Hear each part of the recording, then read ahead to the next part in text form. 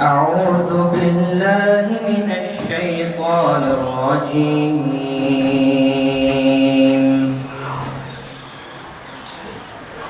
بسم الله الرحمن الرحيم.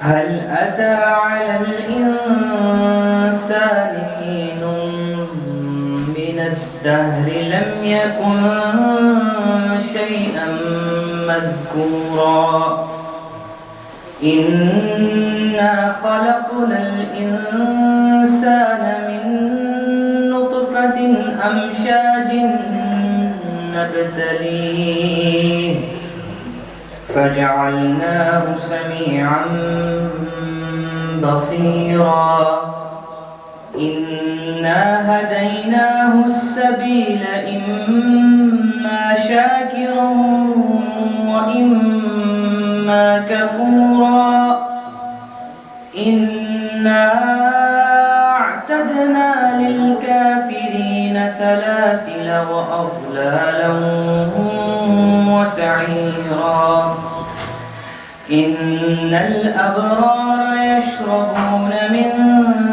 كأس كان مزاجها كافورا عينا يشرب بها عباد الله يفجرونها تفجيرا يوفون بالنذر ويخافون يوما كان شره مستطيرا ويطعمون الطعام على حبه مسكينا ويتيما وأسيرا إنما نطعمكم لوجه الله لا نريد منكم جزاء ولا شكورا إنا نخاف من ربنا يوما عبوسا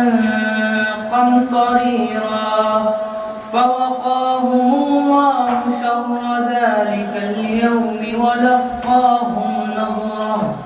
ولقاهم نضرة وسرورا صدق الله العظيم.